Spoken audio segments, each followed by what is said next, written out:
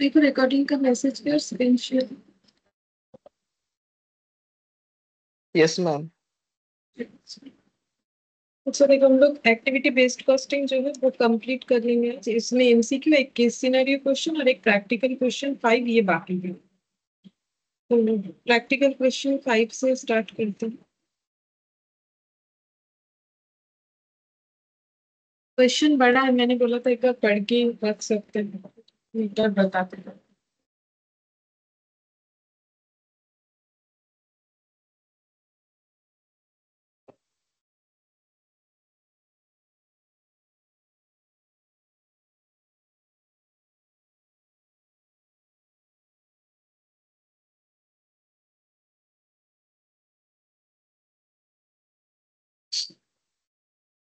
तो यहाँ पर बोला है baby soft is a global brand.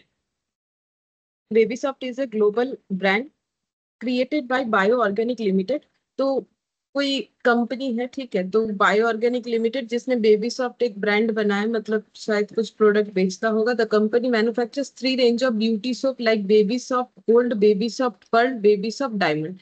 तीन प्रोडक्ट बेचते हैं ये लोग। The budgeted cost of the production for the month of December as follows. तो जो बजटेड कॉस्ट है वो हमें यहाँ पर दिसंबर मंथ का बता रखा है। तो baby soft gold, baby soft pearl और बेबी सॉफ्ट डायमंड, ये तीनों प्रोडक्ट का हमें कितना कितना दिसंबर में प्रोडक्शन होगा बजटेड वो बताया। 4000, 2000, 3000, 4000, 3000 और 2000 यूनिट प्रोड्यूस्ड होगा। अब यहाँ पर कुछ डिटेल्स दिया है। क्या दिया है देखो, बोल रहा है कि क्वांटिटी रेट ऐसे करके कॉलम बनाया हुआ है। क्या चीज का बोल रहा है कि इसमें लगने वाले जो मेटेरियल्स है ना, उसका रॉ मेटेरियल्स है। जैसे ये बेबी सॉफ्ट गोल्ड बनाने में क्या चाहिए, essential oil, cocoa butter, filtered water, chemical, direct labour, ये सब बता रखा है। अब कितना कितना चाहिए वो बता रहा है। एसेंशियल ऑयल 60 ml चाहिए पर यूनिट का है, ठीक है। मतलब एक यूनिट बेबी सॉफ्ट गोल्ड बनाने के लिए एसेंशियल ऑयल कितना चाहिए, इतना ml। और ये मार्केट में कितने का मिलता है, 100 ml 200 रुपए का मिलता है, ठीक है। ये पर्ल, बेबी सॉफ्ट पर्ल बनाने के लिए ये वाला जो रॉ मटेरियल एसेंशियल ऑयल है, ये 55 ml चाहिए। वो मार्केट में कितने का मिलता है वो बताया है। फिर यहाँ पर बोला है कि बेबी सॉफ्ट डायमंड एक यूनिट बनाने के लिए कितना एसेंशियल ऑयल चाहिए और ये मार्केट में कितना ml का बिकता है। तो सारा जो कॉस्ट है ना वो 100 ml में बता रखा है। देखो 100 ml 200 का, 100 ml 300 का, 100 ml 300 का, ठीक है। मतलब 1 ml 2 रुपया, 3 रुपया और 3 रुपया, ये हो गया ना। अगर 100 ml 200 रुपए में मिलता है तो फिर 1 ml कितने का मिलता है, 1 ml फिर 2 रुपए का मिलता होगा। डिवाइड करने से तो 2 ही आएगा ना। अच्छा अब नेक्स्ट देखते हैं यहाँ पर क्या बोला है। कोकोआ बटर में देखो बोला है कि 20 ग्राम चाहिए होता है एक यूनिट बनाने के लिए। मार्केट में ये कितने का मिलता है वो बताया। ये देखो सभी में 20-20 ग्राम ही लगता है। ये वाला जो मेटेरियल है ना, ये सभी में 20 ग्राम होता है। गोल्ड में भी, पर्ल में भी, डायमंड में भी। और कितना करके रेट है वो बताया, 100 ग्राम 200 रुपए, 100 ग्राम 200 रुपए, 100 ग्राम 200 रुपए। फिर बोला है फिल्टर्ड वाटर, ये 30 ml लगता है ये वाले प्रोडक्ट में। इसमें भी 30, इसमें भी 30, और रेट भी सेम दे रखा है तीनों का। फिर केमिकल बोला इसमें 10 ग्राम लगता है, इसमें 12 ग्राम लगता है, इसमें 15 ग्राम लगता है। रेट सबका बताया है जो कि अलग अलग है। डायरेक्ट लेबर बोल रहा है एक यूनिट बनाने में 30 मिनट्स, एक यूनिट बनाने में 40 मिनट्स, एक यूनिट बनाने में 60 मिनट्स लगता है। रेट बताया है 10 रुपए 1 घंटा काम करने का, 1 घंटा काम करने का 10 रुपए, 1 घंटा काम करने का 10 रुपए। तो ये हमें प्रोडक्ट का रॉ मटेरियल और लेबर का डिटेल्स दिया हुआ है। फिर बोला है कि bio organic limited followed an absorption costing system. मतलब जो प्रीवियस, मतलब ओल्ड मेथड है, यानी ट्रेडिशनल कॉस्टिंग सिस्टम ये फॉलो करता है। और आगे बता रहा है कि and absorb its production overhead to the product using direct labour hour rate. मतलब बजटेड प्रोडक्शन ओवरहेड या फैक्ट्री ओवरहेड डिवाइडेड बाय क्या होगा, बजटेड लेबर आवर से डिवाइड करके जो रेट आता है वो होता है बजटेड ओवरहेड रेट होता है। तो विच इज वेयर बजटेड 1,98,000। अब ये 1,98,000 क्या है, ये हम लोग का ये वाला है ना, रुपीस में होता है। जो लेबर आवर है वो तो घंटे में आंसर आएगा ना। तो यहाँ पर बोला है कि production over to its product using direct labour hour rate. तो यहाँ पर बोला है कि followed an absorption costing system and absorbed its production overhead to its product. Product में प्रोडक्शन ओवरहेड को कैसे एब्जॉर्ब करवाता है, using direct labour hour rate, फिर कॉमा दिया है विच वेयर बजटेड एट 1,98,000, मतलब ये प्रोडक्शन ओवरहेड 1,98,000 का होगा। ये तो पढ़ने से समझ में आना चाहिए, क्योंकि देखो 1,98,000 रुपीज में है, तो ये लेबर का वैल्यू कैसे हो सकता है, लेबर का वैल्यू तो नहीं होगा।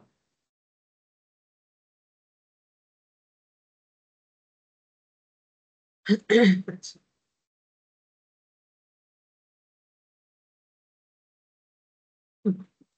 फिर बोल रहा है now bio organic limited is considering adopting an activity based costing system for this additional information regarding budgeted overhead and their cost driver is as follows. तो बोल रहा है कि अब ये लोग चाहते हैं कि जो है ये लोग एबीसी कॉस्टिंग यानी एक्टिविटी बेस्ड कॉस्टिंग मेथड को फॉलो करें। Additional information regarding budgeted overhead की रिगार्डिंग कोई अगर एडिशनल इंफॉर्मेशन है and cost driver is provided as follows. तो इन्होंने ये जो खर्चे हैं ये तीन एक्टिविटी के अकॉर्डिंग डिवाइड किया है। फॉर्कलिफ्टिंग कॉस्ट, सुपरवाइजिंग कॉस्ट और यूटिलिटीज, तो ये सब मिला के 1,98,000 हो जाएगा। चेक करके देख सकते हो, 58,000, 80,000 और 60,000। देखो 1,98,000 हो गया, तो इन्होंने इस तरीके से डिवाइड किया है किस कॉस्ट को, ये वाले कॉस्ट को, है ना। तो इसका बाइफर्केशन हो जाएगा अगर एक्टिविटी वाइज होगा। अब एक्टिविटी वाइज, एक्टिविटी तो तीन पता चल गया, अब इसके रिगार्डिंग कॉस्ट ड्राइवर्स भी हमें बता दिया है, लेकिन वैल्यू नहीं बताया, वैल्यू हमें निकालना है। तो ये फॉर्कलिफ्टिंग कॉस्ट को डिवाइड करना है वेट ऑफ मेटेरियल लिफ्टेड, जितना मेटेरियल लिफ्टेड मतलब जितना मेटेरियल को एक जगह से दूसरे जगह पहुंचाया जाएगा फॉर्कलिफ्टिंग जो है मतलब फॉर्कलिफ्टिंग ट्रक के थ्रू से, मतलब बेसिकली फॉकलिफ्टिंग का मतलब हो जाता है कि एक जगह से दूसरे जगह मटेरियल को ट्रांसफर करना, ठीक है। तो फॉकलिफ्टिंग ट्रक होता है उसके थ्रू से। तो बोल रहा है वेट ऑफ मटेरियल लिफ्टेड, तो जितना मटेरियल लिया जाएगा, ठीक है, उसके हिसाब से तो वेट लेना पड़ेगा। डायरेक्ट लेबर आवर्स के बेसिस पे ये कॉस्ट तो हमें डिस्ट्रीब्यूट करना पड़ेगा। तो this one divided by direct labour, this one divided by weight of material, ताकि हमें कॉस्ट पर कॉस्ट ड्राइवर मिले, और this one divided by number of machine operations. अब इसमें हमें ये कॉस्ट पर कॉस्ट ड्राइवर तो बता दिया है, कॉस्ट ड्राइवर्स बता दिया, बट हम लोग को कैलकुलेट करना पड़ेगा कॉस्ट पर कॉस्ट ड्राइवर। उसके लिए हमें direct labour hour, number of machine operation और वेट ऑफ मटेरियल लिफ्टेड ये फाइंड आउट करना पड़ेगा। फिर यहाँ पर बोला है the number of machine operation per unit of production are, बोल रहा है कितनी बार मशीन ऑपरेशन होता है एक यूनिट प्रोडक्ट प्रोड्यूस होने से। 5, 5 and 6 for baby soft gold के लिए 5, पर्ल के लिए भी 5 और डायमंड के लिए 6, ठीक है। तो एक यूनिट अगर गोल्ड, बेबी सॉफ्ट तो सभी का नाम है, तो हम गोल्ड बोल दे रहे, गोल्ड, पर्ल और डायमंड। तो एक यूनिट गोल्ड बनने पे 5 बार मशीन ऑपरेशन होता है, और एक यूनिट पर्ल बनने पे भी 5 बार मशीन ऑपरेशंस होता है, और एक यूनिट डायमंड बनने पे 6 बार मशीन ऑपरेशंस होता है। तो ये जो नंबर ऑफ मशीन ऑपरेशंस है ये एक यूनिट का हमें पता है। अब यहाँ बजटेड तो हमें पता है ना कितना कितना यूनिट बनना है, 4,000, 3,000 और 2,000। तो फिर टोटल नंबर ऑफ हम लोग मशीन ऑपरेशंस निकाल सकते हैं, तो ये वाला डेटा हम लोग का फाइंड आउट हो जाएगा।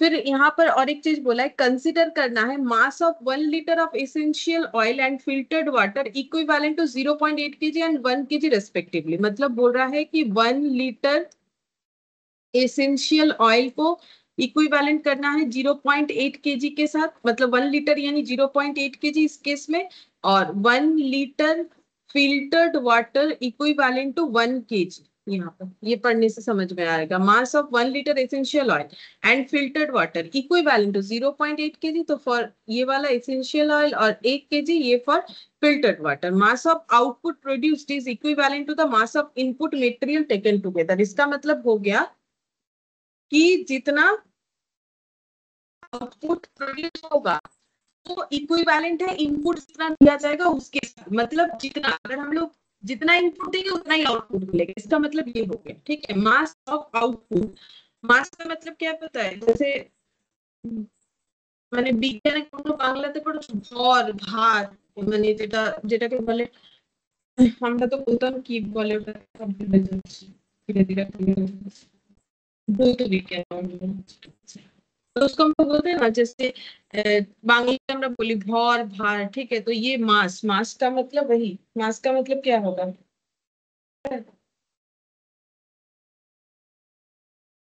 भर या भार, भर भर। পড়েছো কখনো ভর ভার পড়েছো ভৌত বিজ্ঞানে, 9, 10-এ?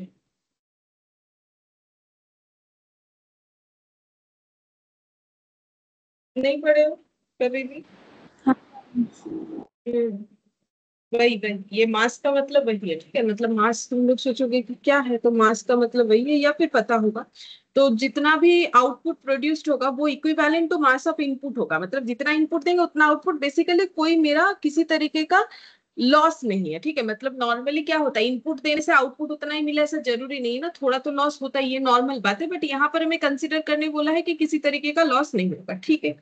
प्रिपेयर करना है statement showing the unit cost and total cost of each product using absorption costing method. पहले हमें ट्रेडिशनल मेथड से यूनिट कॉस्ट और टोटल कॉस्ट निकालना है हर एक प्रोडक्ट का। फिर उसके बाद हम लोग को एबीसी से निकालना है प्रोडक्ट कॉस्ट, ठीक है। फिर उसके बाद हमें डिफरेंस बताना है, state what are the reasons for the different product cost under the two approaches. दोनों अप्रोचेस में अलग अलग आंसर क्यों आ रहा है वो हमें बताना है। तो एक बार ट्रेडिशनल कॉस्टिंग मेथड से करना है और एक बार हमें एबीसी कॉस्टिंग मेथड से करना है, बस और कुछ नहीं। ठीक है चलो। तो हम लोग ट्रेडिशनल कॉस्टिंग मेथड से निकालने क्या बोला है, कॉस्ट पर यूनिट और टोटल कॉस्ट।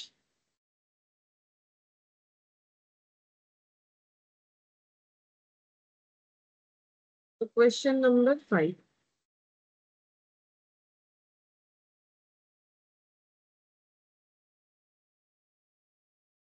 ट्रेडिशनल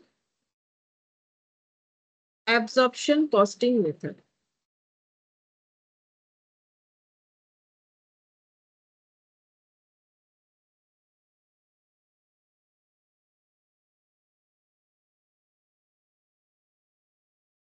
तो यहाँ पर हम तीन प्रोडक्ट का नाम दे देते हैं, बेबी गोल्ड, बेबी पर्ल और बेबी डायमंड, ठीक है।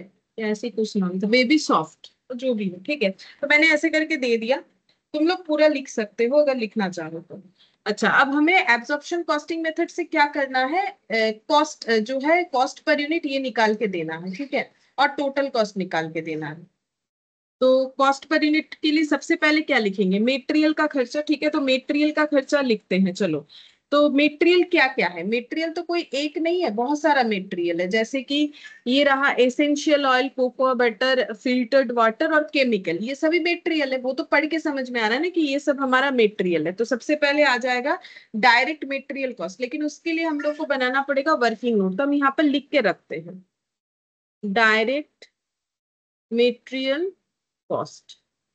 इसके लिए बनाना पड़ेगा वर्किंग नोट, इतने आसानी से तो नहीं निकलेगा ना, इतना सारा डेटा है। फिर बनेगा डायरेक्ट लेबर कॉस्ट, इसके लिए भी हम लोग बना लेंगे एक वर्किंग नोट नंबर 2। फिर आ जाएगा प्राइम कॉस्ट, क्योंकि कोई डायरेक्ट एक्सपेंस तो नहीं है। फिर ऐड क्या हो जाएगा, ओवरहेड, प्रोडक्शन ओवरहेड, ठीक है। वो भी हमें वर्किंग नोट से निकालना पड़ेगा कि कितना हो रहा है प्रोडक्शन ओवरहेड। फिर आ जाएगा यहाँ पर कॉस्ट पर यूनिट, ये वाला, ठीक है। ये हम लोग पर यूनिट निकालेंगे तो हमारा कॉस्ट पर यूनिट आ जाएगा। फिर यहाँ पर लिख देंगे budgeted unit,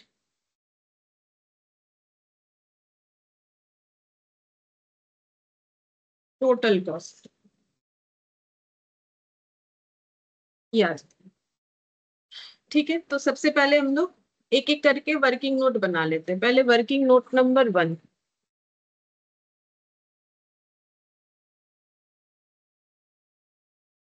calculation of direct material cost. अच्छा, बोल्ड और भी शॉर्ट कर दिया, ठीक है, क्योंकि बहुत बड़ा होगा कैलकुलेशन, बहुत सारा चीज है। गोल्ड, पर्ल, डायमंड, ये तीनों का हम लोग मेटेरियल का कॉस्ट कैलकुलेट करेंगे। मेटेरियल हमारा क्या है, चार मेटेरियल है, essential oil, cocoa butter, filtered water और केमिकल। ये पहले लिख लेते हैं। तो यहाँ पर लिखेंगे एसेंशियल ऑयल,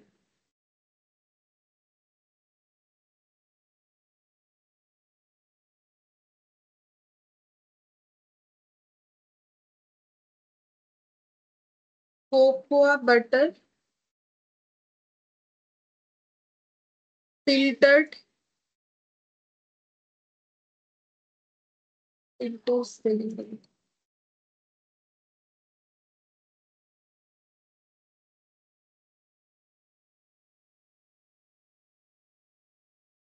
केमिकल्स। अच्छा, तो देखते हैं, बताओ। कैसे खर्चा हम लोग लिखे, एक पूछ लेते हैं हम लोग, बाकी बताते जो आराम से बता सकते हो। यहाँ पर देखो हम लोग एक यूनिट का ही निकालेंगे, हमें एक यूनिट में कितना कितना रिक्वायरमेंट है वही डेटा यहाँ पर कॉलम में दिया हुआ है। तो देखो 100 ml का दाम 200 रुपए है, तो 60 ml चाहिए एक यूनिट बनाने के लिए, तो कितना खर्चा होगा, कितना रुपए लगेगा? 120। 120, ठीक है। तो हम लोग कैसे लिखेंगे, ये देखो 200 रुपए 100 ml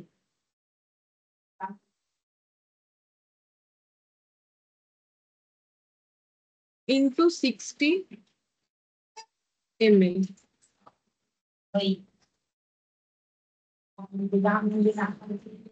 120। फिर ये वाला बोलो, एसेंशियल ऑयल पर्ल में कितना होगा, 300 ml 100 रुपए, तो 55 ml का कितना होगा? 165।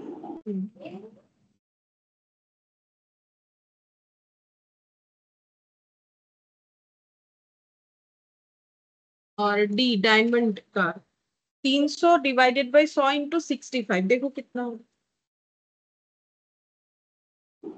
195।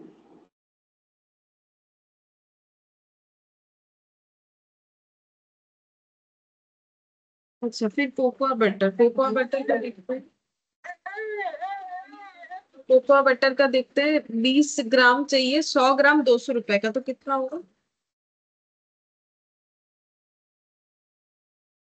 40।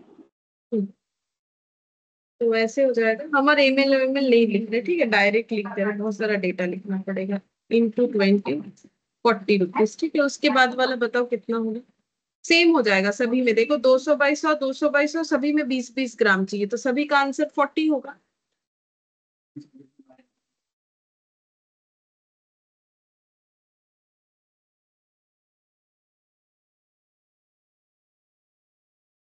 तो ये सब क्या निकल रहा है, खर्चा निकल रहा है, ठीक है। अब फिल्टर्ड वाटर का देख लो, फिल्टर्ड वाटर में सभी का प्राइस सेम है, सभी का रिक्वायरमेंट सेम है, तो फिर एक बताने से सभी का वही आंसर हो जाएगा। 100 ml 15 रुपए, 30 ml चाहिए, सभी में सेम है, rate same, required quantity same, कितना होगा?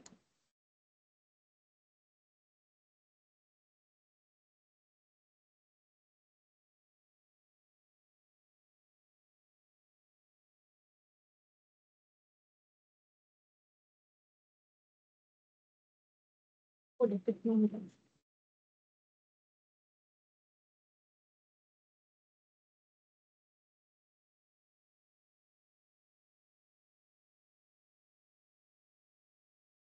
बहुत अच्छे।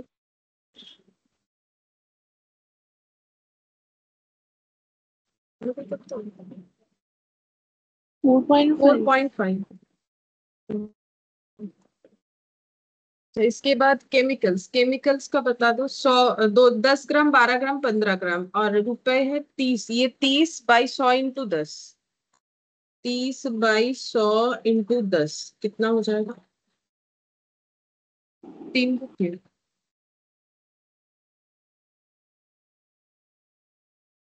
50/100 इंटू 12, बताओ कितना होगा? 50/100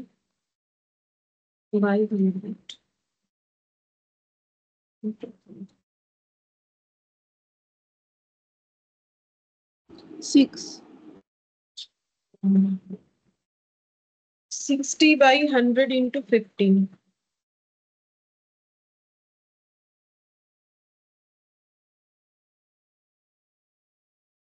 9। 9। तो हम लोग को हर एक प्रोडक्ट का मटेरियल का कॉस्ट कैलकुलेट करना है, तो सभी प्रोडक्ट में ये चारों मटेरियल यूज हो रहा है, तो हमें कॉलम वाइज ऐड करना पड़ेगा, तभी ना पता चलेगा कि गोल्ड में कितने रुपए का मटेरियल लग रहा है एक यूनिट में, पर्ल में कितना, डायमंड में कितना। तो 120 प्लस 40 प्लस 4.5 प्लस 3 कितना होगा? तो 120 प्लस 40 160, और ये हो गया 4 3 7, তাহলে 7 আর এটা হয়ে যাবে 330।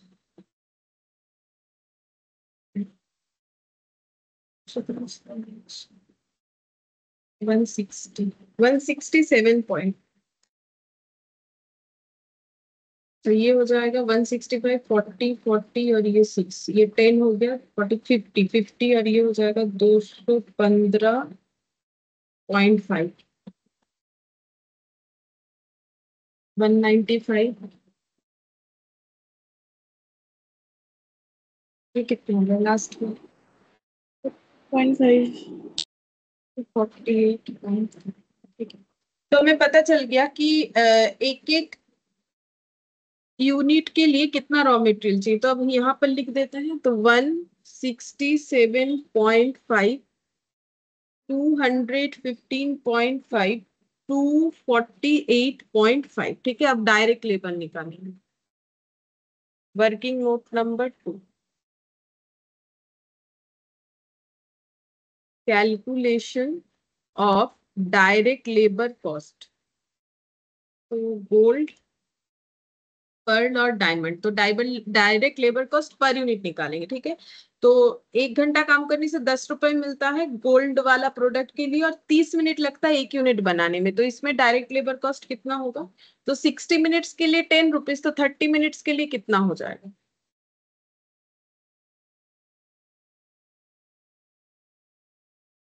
5 हाँ आधा हो जाएगा। अच्छा इसके बाद ये वाला 60 मिनट्स के लिए 10 रुपीज। आवर्स मतलब 60 मिनट्स हो गए ना। तो 60 मिनट्स के लिए 10, तो 40 मिनट्स के लिए कितना होगा।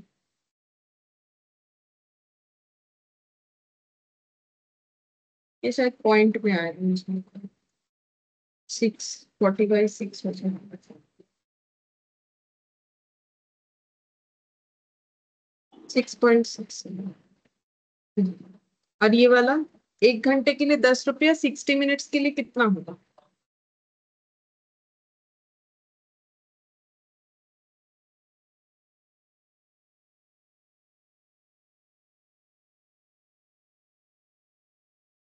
₹10।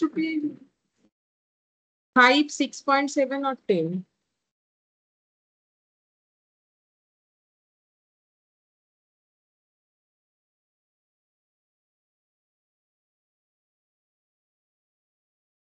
ये 6.67 ठीक है। अब ऐड करके देखो प्राइम कॉस्ट कितना आ रहा है। पहला वाला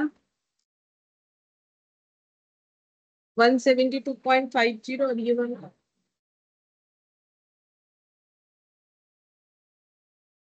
222.17 और এটা बोलो लास्ट।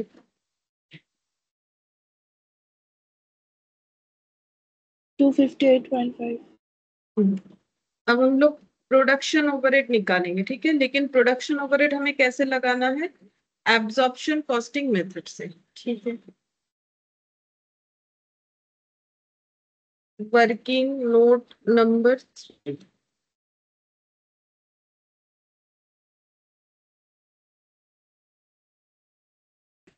पर्ल और diamond.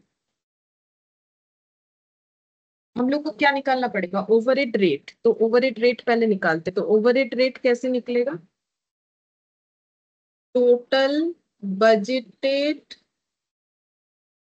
Production overhead divided by total direct labour our.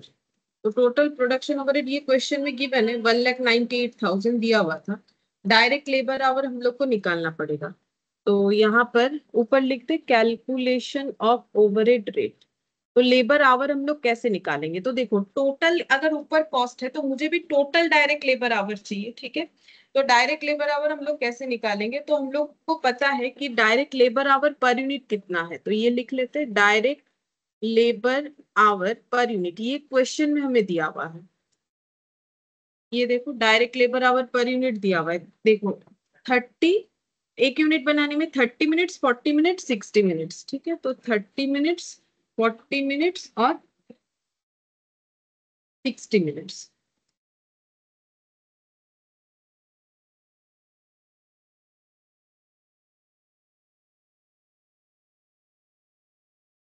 इतना है। अब बजटेड प्रोडक्शन कितना है क्योंकि मुझे टोटल लेबर आवर चाहिए ना क्योंकि ये टोटल खर्चा है। तो बजटेड प्रोडक्शन कितना है वो भी क्वेश्चन में गिवन है 4,000 3,000 और 2,000। तो 4,000 यूनिट 3,000 यूनिट और 2,000 यूनिट ठीक है। तो अब बताओ कि डायरेक्ट लेबर आवर कितना होगा। Direct labour our, total direct labour our, ठीक है। तो 1 यूनिट बनाने में 30 मिनट्स लगता है, तो 4000 यूनिट बनाने में कितना समय लगेगा आवर्स में बताओ, ठीक है। मतलब मिनट्स में आएगा आंसर, मिनट्स को आवर्स में ट्रांसफर करके बताओ।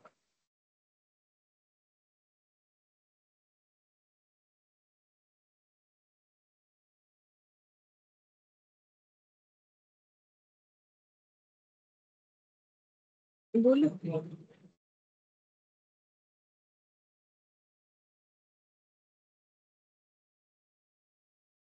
बोलो की होगा।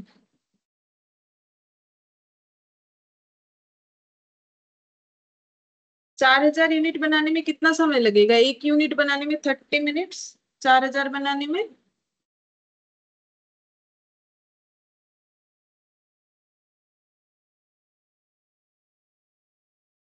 मेरा आवाज आ रहा है। हाँ मैम। हाँ बोलो। কত হবে। 1 यूनिट बनाते 30 मिनट, তাহলে 4000 यूनिट बनाते तो बेसी, তাহলে 4000 यूनिट 30 डिवाइडेड बाय 60 ना। ये करना पड़ेगा, तो कितना आ रहा है।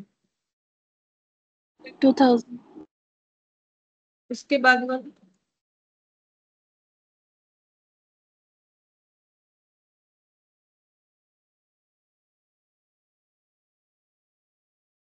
ये भी 2000 के बाद में ये भी 2000 हो जाएगा। अच्छा सभी 2000 आ रहे हैं, ठीक है।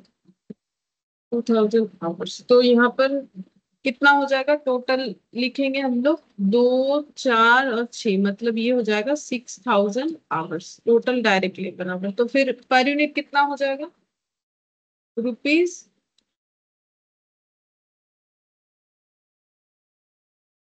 33। तो प्रोडक्शन ओवरहेड 33 करके हमें लगाना है लेबर आवर पे, ठीक है। तो हम लोग यहाँ पर लगाते हैं। तो हमने नोट नंबर 3 बनाया है, तो कितना लगाना है एट द रेट ऑफ 33, किस पे लगाना है ऑन डायरेक्ट लेबर आवर पे, ठीक है, क्योंकि वो डायरेक्ट लेबर आवर बेसिस पे है। तो ये तो हम लोग 1 यूनिट का बना रहे हैं, तो कैसे निकालोगे। तो देखो ये जो 33 निकला ये 1 घंटे का निकला है, आवर्स है ना, तो 33 1 घंटा मतलब 60 मिनट्स के लिए 33 रुपीज, ठीक है प्रोडक्शन ओवरहेड। तो फिर 1 यूनिट गोल्ड बनाने में कितना समय लगता है उसके हिसाब से निकालेंगे। 1 यूनिट गोल्ड बनाने में 30 मिनट्स लगता है, तो 30 मिनट्स के लिए कितना खर्चा होगा वो लिखना पड़ेगा। मेरा बात समझ में आ रहा है। ये production over direct labour our पे जाएगा। तो गोल्ड का डायरेक्ट लेबर आवर कितना है 1 यूनिट का, क्योंकि सारा डेटा 1 यूनिट पे लिख रखा है ना, तो 30 मिनट्स है। तो 60 मिनट्स के लिए 33 रुपीज, तो फिर 30 मिनट्स के लिए कितना होगा।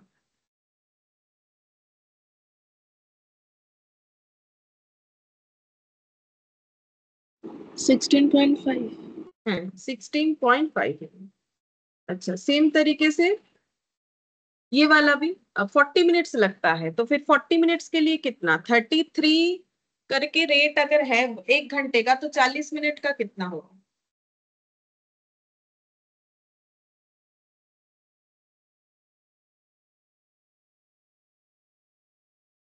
60 मिनट का 33, तो 40 मिनट का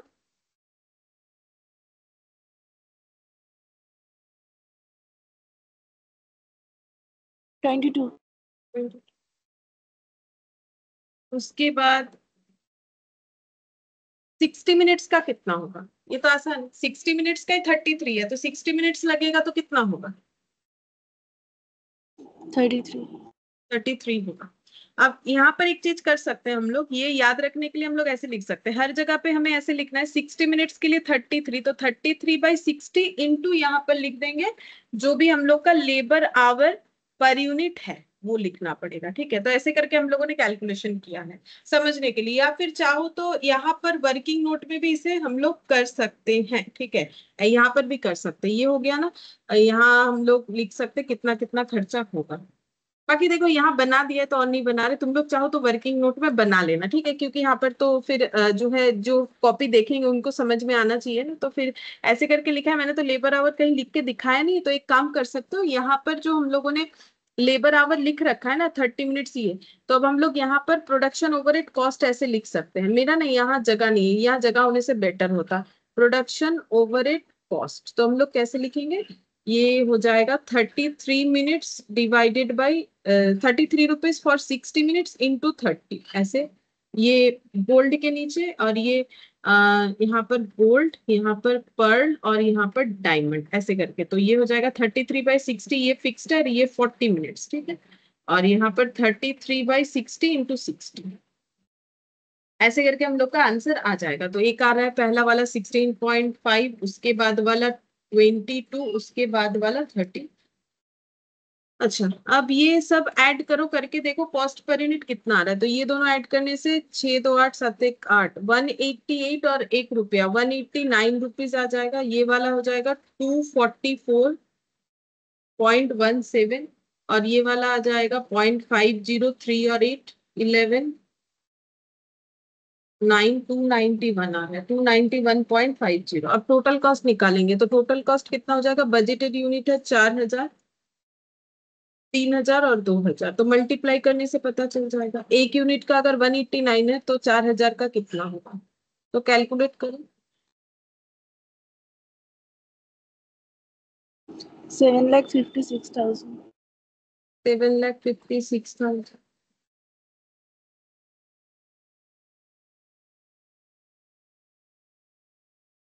के बाद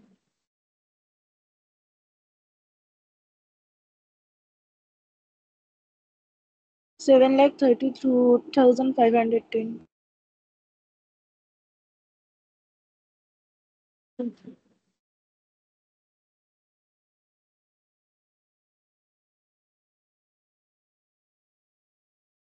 5,83,000. हो गया। पहले क्वेश्चन का आंसर आ गया। हम लोग को ट्रेडिशनल मेथड से करने के लिए बोला था, तो उसके हिसाब से हम लोग का आंसर ये बनता है। तो पहला क्वेश्चन का आंसर हम लोग का कंप्लीट हो गया। ये बात कि prepare a statement showing the unit cost and total cost of each product using absorption costing method। तो यूनिट कॉस्ट टोटल कॉस्ट दोनों निकल गया। फिर बोला prepare a statement showing the product cost of each product using ABC approach. तो हमें फिर से प्रोडक्ट कॉस्ट निकालने बोला है हर एक प्रोडक्ट का, लेकिन पर यूनिट निकालने की टोटल ऐसा कुछ नहीं बोला है, तो हम लोग दोनों निकालेंगे। तो बस एबीसी अप्रोच का यूज करना, ठीक है। तो यहाँ पर लिख लेते हैं calculation of cost product wise, ऐसे लिख देते हैं। तो गोल्ड, पर्ल और डायमंड। तो सबसे पहले डायरेक्ट मटेरियल कॉस्ट। तो डायरेक्ट मटेरियल कॉस्ट तो वही रहेगा। एब्जॉर्प्शन कॉस्टिंग से अगर एबीसी कॉस्टिंग में ट्रांसफर होते तो उसके लिए प्रोडक्शन ओवरहेड चेंज होगा, ओवरहेड, डायरेक्ट खर्चा तो नहीं चेंज होगा। तो ये वाला हम लोग का जितना था उतना ही लिखेंगे, जैसे कि 167.5, 215.5, 248.50, 248.50। तो यहाँ पर लिख लेते हैं 167.5,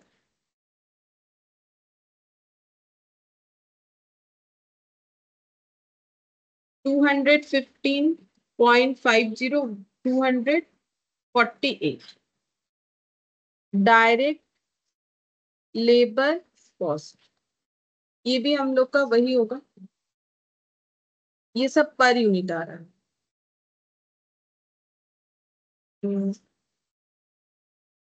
वर्किंग नोट नंबर 2, 5, 6.67 और 10, 5, 6.67 और 10। प्राइम कॉस्ट आ जाएगा 172.48 है, 172.50, 222.17,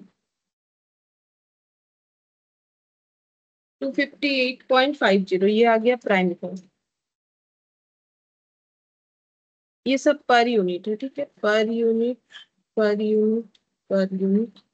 फिर ऐड हो जाएगा इसमें एक्टिविटी के अकॉर्डिंग जो भी कॉस्ट है। तो यहाँ पर 3 तरीके का कॉस्ट हो जाएगा। एक हो जाएगा fork lifting cost, for lifting cost, ये हमें पहले कॉस्ट पर कॉस्ट ड्राइवर इसका निकालना पड़ेगा। उसके बाद आ जाएगा सुपरवाइजिंग कॉस्ट और यूटिलिटीज। तो थोड़ा थोड़ा जगह रख देते हैं। सुपरवाइजिंग कॉस्ट और यूटिलिटीज, ये सब ऐड होने के बाद यहाँ पर आ जाएगा कॉस्ट पर यूनिट। फिर यहाँ लिखेंगे बजटेड प्रोडक्शन यूनिट में 4000, 3000 और 2000। फिर टोटल कॉस्ट। अच्छा, अब ये जो है ये कैलकुलेशन करने के लिए हम लोग को बनाना पड़ेगा वर्किंग नोट। ठीक है, तो फॉर क्लिफ्टिंग कॉस्ट का यहाँ पर working note number already 3 working note बन चुका है इस क्वेश्चन में, तो हम लोग इसको 4th नंबर दे दो। 4, 5, 6। वर्किंग नोट नंबर 4, तो हम लोग को निकालना है कॉस्ट पर cost driver for lifting cost, lifting cost. ये है 58,000। ये कॉस्ट हो गया, ये एक्टिविटी हो गया। अब निकालेंगे यहाँ पर कॉस्ट पर कॉस्ट ड्राइवर। तो कैसे निकालना पड़ेगा? टोटल कॉस्ट है 58,000 डिवाइडेड बाय कॉस्ट ड्राइवर हम लोग का हो जाएगा वेट ऑफ मटेरियल लिफ्टेड। यहाँ पर आ जाएगा वेट ऑफ मटेरियल लिफ्टेड, वो हमें कैलकुलेट करना पड़ेगा कि वेट ऑफ मटेरियल लिफ्टेड कितना होने का है। तो यहाँ पर आ जाएगा वेट ऑफ मटेरियल लिफ्टेड, कितना मटेरियल जो है उठाना पड़ा है। ठीक है, तो ये 58,000 डिवाइडेड बाय ये वाला डेटा हम लोग को कैलकुलेट करना पड़ेगा। तो हम लोग कैलकुलेट करते हैं यहीं पर, calculation of weight of material lifted, कितना मटेरियल हमें उठाना पड़ा है। ठीक है, तो कितना मटेरियल हमें उठाना पड़ा है, तो देखो टोटल करना पड़ेगा क्योंकि ये टोटल फॉर्क लिफ्टिंग कॉस्ट है। तो तीनों जो प्रोडक्ट है वो तीनों प्रोडक्ट टोटल बनाने में कितना मटेरियल का जरूरत पड़ा है उतना ही मटेरियल लिफ्ट करना पड़ा होगा। ठीक है, तो यहाँ पर गोल्ड, पर्ल और डायमंड, तो ये पर्ल और यहाँ पर लिख दिया मैंने डायमंड। तो यहाँ लिख देते हैं, देखो एक यूनिट के लिए कितना मटेरियल का जरूरत है। पहले हम गोल्ड में जाते हैं। ठीक है, तो 60 ml दिया हुआ है, 20 ग्राम दिया हुआ है, 30 ml 10 ग्राम, तो ये सारे मटेरियल को लिफ्ट करना पड़ा होगा।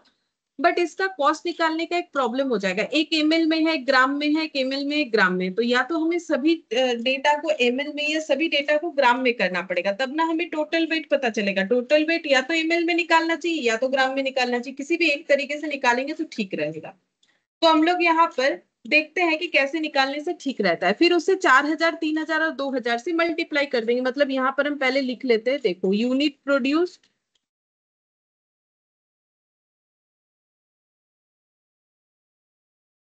चार हजार, 3000 और 2000। वेट पर यूनिट ये निकालेंगे, वेट पर यूनिट। तो फिर हम लोग टोटल वेट निकालेंगे। फिर हम लोग टोटल वेट निकालेंगे, 4000 इंटू ये पर यूनिट, 3000 इंटू ये पर यूनिट और 2000 इंटू ये पर यूनिट। पहले दिमाग में ये सेट कर लेना है कि मैं निकालना क्या है, टोटल वेट। तो टोटल वेट यानी 4000 यूनिट के लिए जितना टोटल वेट का मटेरियल यूज हुआ है, 3000 यूनिट के लिए जितना और 2000 यूनिट के लिए, तो weight unit, weight per unit निकालना पड़ेगा। अब हम लोग निकालेंगे कैसे, वो बात है। ठीक है, तो यहाँ पर देखते हैं, हम लोग को एक डिटेल्स दिया था यहाँ नीचे। ठीक है, यहाँ बोला गया था कि हमें ये कंसिडर करना है कि 1 लीटर ऑफ एसेंशियल ऑयल यानी 0.8 kg, हम यहाँ पर लिखते हैं समझाने के लिए। 1 litre essential oil equal to 0.8 kg। और एक इंफॉर्मेशन दिया था यहाँ पर, और 1 litre filtered water equal to 1 kg, 1 litre filtered water equal to 1 kg, ये हमें कंसिडर करने बोला, ठीक है। तो लीटर का 1 लीटर यानी कितना केजी, और एसेंशियल ऑयल और फिल्टर्ड वाटर का बताया है, ठीक है। तो चलो पहले एसेंशियल ऑयल में देखते हैं। एसेंशियल ऑयल 60 ml है, तो 60 ml यानी कितना केजी होगा वो हमें निकालना पड़ेगा।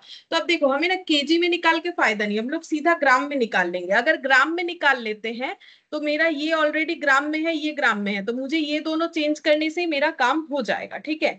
तो बेटर है कि हम लोग ग्राम में ट्रांसफर करें, क्योंकि हमारे लिए यहाँ पर किलो में ट्रांसफर ऑलरेडी बता दिया है कि कैसे करना है। तो मुझे एक चीज बोलो, 1 लीटर यानी कितना ml होगा, क्योंकि मेरे पास तो 60 ml है ना, तो मुझे ml को ग्राम में ट्रांसफर करना है। तो 1 लीटर यानी कितना ml पता है? Kilolitre, hectolitre, decalitre, litre, decilitre, centilitre, millilitre, कितना होता है बोलो? लीटर, डेसीलीटर, सेंटीलीटर, मिलीलीटर, एक और उसके बाद पीछे 3 जीरो होगा ना, तो 1 लीटर मतलब कितना ml होता है? क्यों बचपन में कभी 1 लीटर मतलब कितना ml होता है? 1000 ml। और 1 kg यानी कितना ग्राम होता है, तो इसको हम ग्राम में ट्रांसफर करेंगे। 0.8 kg मतलब कितना ग्राम? किलोग्राम से ग्राम में जाना है, तो किलोग्राम, हेक्टोग्राम, डेकाग्राम, ग्राम, कितना हो जाएगा, कितने से मल्टीप्लाई करेंगे? 1000, ठीक है। और 1 लीटर यानी कितना ml, तो ये 1000 ml इक्वल टू 0.8 इंटू 1000, कितना हो जाएगा? 800 ग्राम, ठीक है। तो इसका मतलब हम लोग बोल सकते हैं 1000 ml यानी 800 ग्राम, तो इसका मतलब 60 ml यानी कितना ग्राम हो जाएगा? तो फिर 60 ml यानी कितना ग्राम हो जाएगा? 800 डिवाइडेड बाई 1000 इंटू 60, तो कितना हो रहा है? 48। 48 ग्राम। बोलो ये समझ में आ गया कैसे हो रहा है? ठीक है। तो बेसिकली हम लोग अगर 16 टू ये वाला करके देखो, 16 टू कितना हो रहा है, ये हो रहा है 0.8। अगर हम लोग 60 के साथ 0.8 कर देंगे तो हमें ऑटोमेटिकली 48 ग्राम मिल जाएगा, ठीक है। तो यहाँ पर ये मैंने लिख दिया, देखो यहाँ पर हो जाएगा मेरा ऐसे करके आया 60 इंटू 0.8। अब ये 0.8 मैंने कैसे लाया, इसको देख लो, ये 0.8 होगा, तो वो लिखने के लिए बता दिया है। तो देखो यहाँ पर ट्रांसफॉर्मेशन पता होना चाहिए, 1 लीटर यानी कितना ml, 1 kg यानी कितना, ठीक है। तो ये अगर मेरा ग्राम में ट्रांसफर हो गया, बाकी तो सब मुझे ग्राम में ही दिया हुआ है। इसके बाद वाला देखो 20 ग्राम, ठीक है। इसके बाद वाला जो है 30 ml, ये भी 30 ग्राम होगा, बता देते हैं क्यों, क्योंकि वो फिल्टर्ड वाटर है। तो फिल्टर्ड वाटर का क्या बोला है कि 1 लीटर यानी 1 kg, ठीक है। तो 1 लीटर से ml में ट्रांसफर करो, 1 लीटर यानी कितना ml, 1000 से मल्टीप्लाई होगा। 1 लीटर यानी 1000 ml, 1 kg यानी कितना ग्राम, 1000 से मल्टीप्लाई होता है। ये तो नॉर्मल रूल्स है, ठीक है। तो 1000 ग्राम, तो 1000 ml यानी 1000 ग्राम। तो हम लोग यहाँ से निकाल सकते हैं कि 30 ml यानी कितना ग्राम, तो बोलो 30 ml फिर कितना ग्राम हो जाएगा? 1000/1000 इंटू 30, बोलो कितना होगा? 30। तो 30 ग्राम लिखना पड़ेगा। तो ये ट्रांसफर हो गया, और ये 10 ग्राम है, देखो तो फिर हम लोग का ज्यादा कुछ ट्रांसफॉर्मेशन नहीं करना पड़ा। तो एक 48, एक 20 और एक 30 और एक 10, टोटल मिला के कितना हो जाएगा? 60, 60 और 48, 108, ठीक है। तो 108 एक यूनिट के लिए 108 ग्राम, ये पूरा हम लोग का ग्राम में आ गया। 108 ग्राम मेटेरियल लिफ्ट करना पड़ता है, तो 4000 के लिए कितना होगा? 4000 इंटू 108 करके देखो कितना आता है।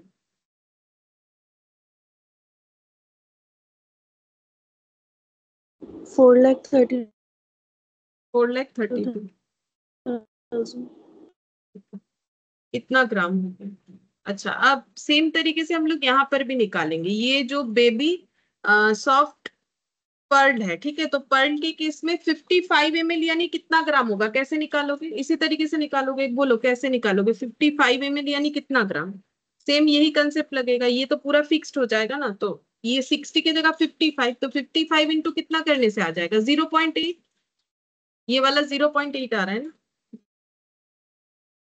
ये पूरा नहीं लिख के हम 0.8 लिख रहे हैं, तो ये ग्राम में आ गया। प्लस इसके बाद 20 ग्राम।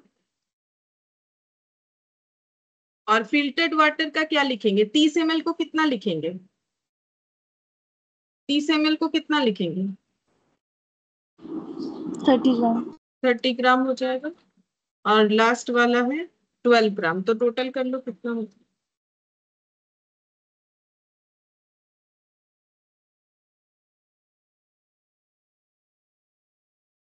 62 और ये जितना हो रहा है 106। 106। तो इंटू 106, 3000 इंटू 106, 3,18,000। 3,18,000। ठीक है, इतना ग्राम हो गया। अब ये वाला निकालेंगे, लास्ट वाला। तो डी, तो इसमें 65 ml, 65 ml यानी कितना ग्राम? 65 इंटू 0.8 प्लस बाकी क्या क्या पड़ा हुआ है 20 ग्राम। ये 30 ml 30 ग्राम और 15 ग्राम, 20 30 15, 20 30 15 कितना हो जाएगा? 65 और वो जितना है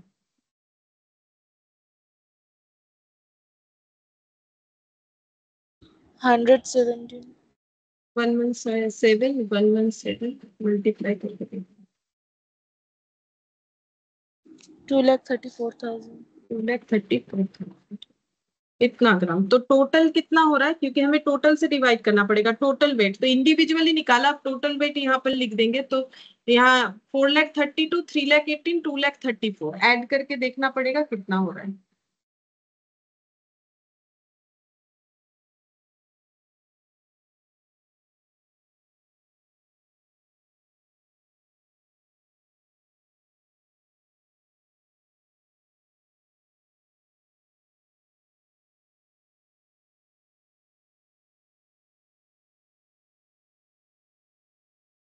$9,84 आ रहा है मेरा।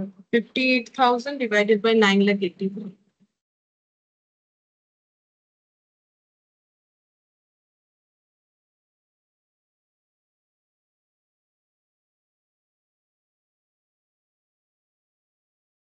0.058 है, तो अप्रोक्सीमेशन कर देते 0.6 पर ग्राम।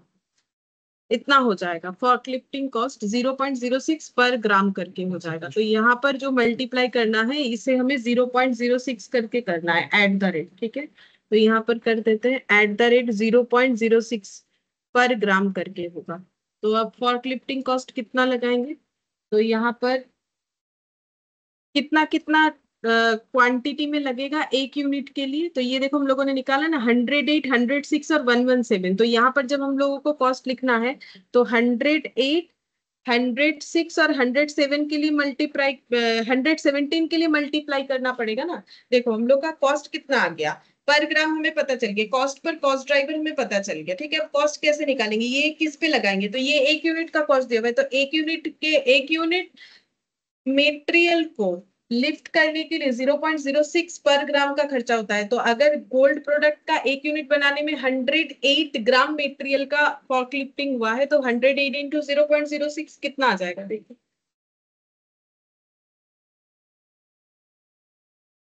6.48। 6.48। उसके बाद वाला 106 इंटू 0.06,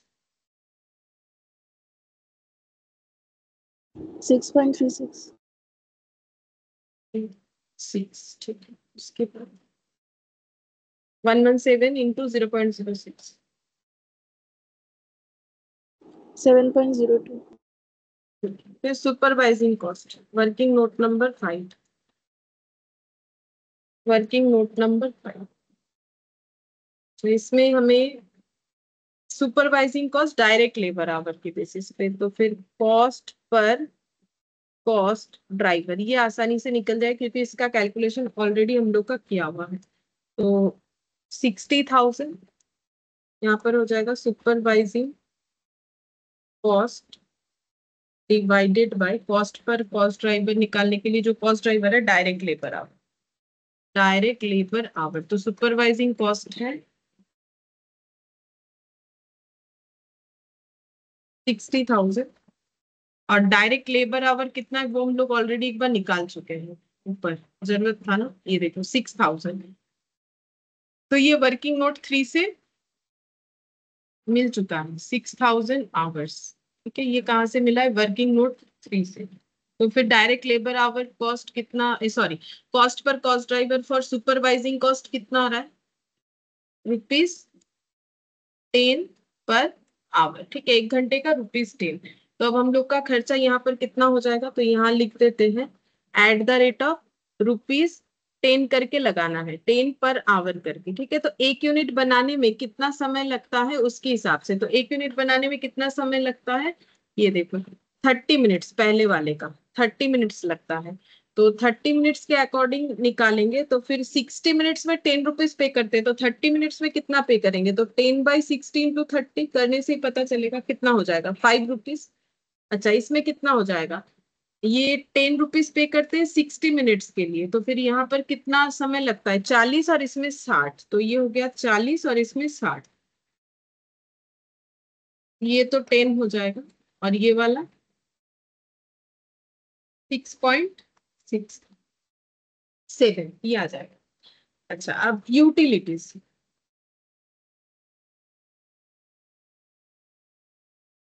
यूटिलिटीज का कॉस्ट पर कॉस्ट ड्राइवर कैसे होगा? नंबर ऑफ मशीन्स,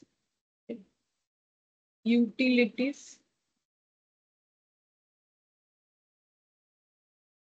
कॉस्ट, ये लिख देते हैं एक्टिविटी, ऐसे लिख सकते हैं, इसके प्रीवियस वाला भी लिख सकते हैं, वो लिखा नहीं है। ठीक है, कॉस्ट है 80,000, कॉस्ट पर कॉस्ट ड्राइवर, तो 80,000 divided by number of machine operation.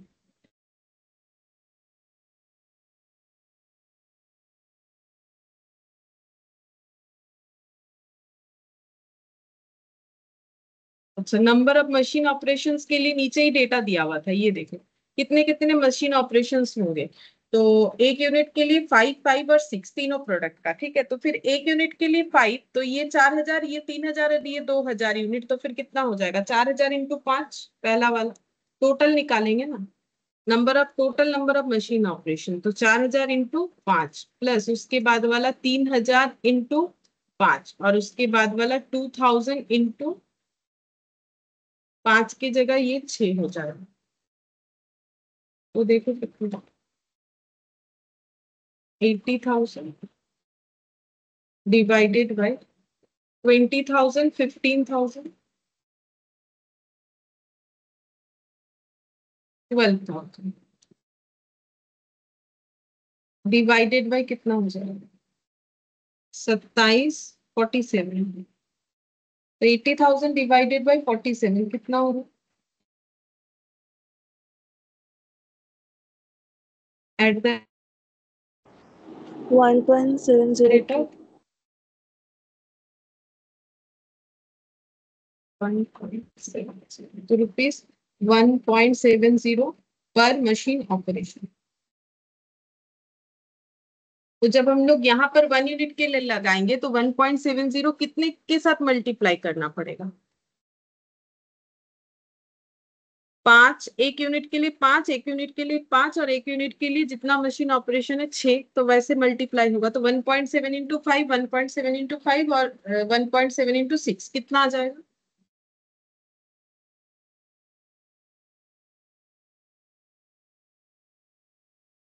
$8.5.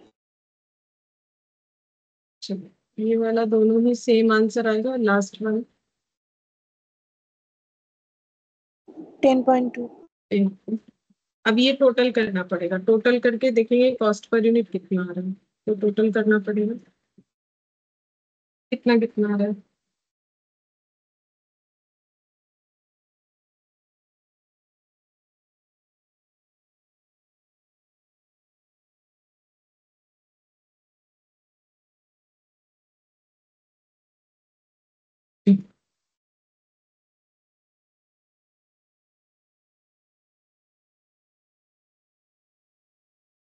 बोलो कितना है?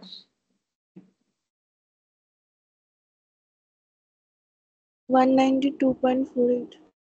192.48, हम इसको 4000 से मल्टीप्लाई कर लेते तो टोटल मिल जाएगा। उसके बाद वाला करके 7,69,920, 7,69,920।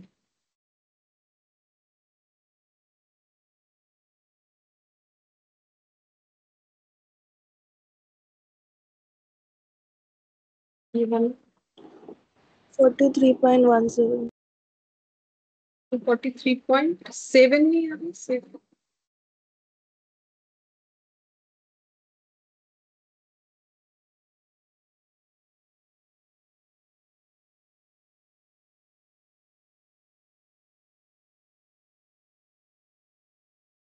हाँ हाँ गाइस.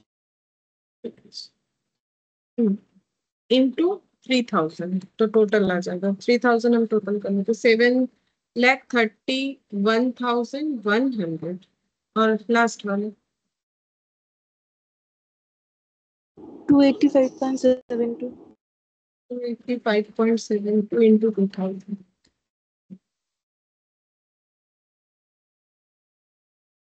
5,71,440 टोटल हो गया। तो हमें ये दो निकालने के लिए बोला था, हम लोगों ने निकाल लिया। अब दोनों में कॉस्ट हमारा अलग अलग आया, हमें बोला है कि रीजन बता दो क्यों कॉस्ट अलग अलग आया। क्योंकि हम लोगों ने एक में ट्रेडिशनल, देखो बाकी सब तो प्राइम कॉस्ट सेम है, हम लोग का डिफरेंस कहाँ पर आया है, जो ओवरहेड है वहां पर आया है, तो उसके लिए कमेंट करने के लिए बोला है। तो क्वेश्चन इतना बड़ा था कि एक पेज पूरा लग। ठीक है, तो अभी हम लोग डिफरेंस लिख लेते हैं, point number 3।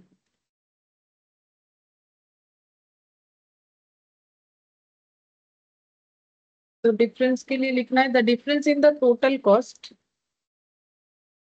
the difference in the total cost under two system is due to the difference in the overhead borne by each of the product। हर एक प्रोडक्ट पे जो ओवरहेड चार्ज हुआ है वो अलग तरीके से हुआ है। और द एबीसी इज मतलब activity based costing is more accurate, ये बेटर होता है। ठीक है, वो मैंने पहले भी बताया था क्यों बेटर होता है स्टार्टिंग में चैप्टर के, इसीलिए बेटर होता है क्योंकि अगर कोई डिपार्टमेंट, उसमें क्या होता है टोटल में हम लोग लगा रहे हैं, लेकिन यहाँ पर क्या होता है एक्टिविटी वाइज होता है। तो अगर कोई एक्टिविटी हो ही नहीं रहा है तो फिर उस पर खर्चा अलॉट नहीं होना चाहिए ना, तो इसीलिए ये बेस्ट होता है। तो ये हम लोग का वैसे तो कंप्लीट हुआ। अब केस सिनेरियो वाले क्वेश्चन पे चलते हैं। तो देखो केस सिनेरियो वाला जो क्वेश्चन है वो, और हम लोगों ने लास्ट क्लास में जो लास्ट क्वेश्चन करके कंप्लीट किया था ना, वो और ये बिल्कुल सेम है। बट यहाँ पर पूछा कैसे हम लोग को, जैसे केस सिनेरियो में पूछता है एमसीक्यू बेसिस पे पूछ सकता है। ठीक है, पढ़ के समझाते हैं।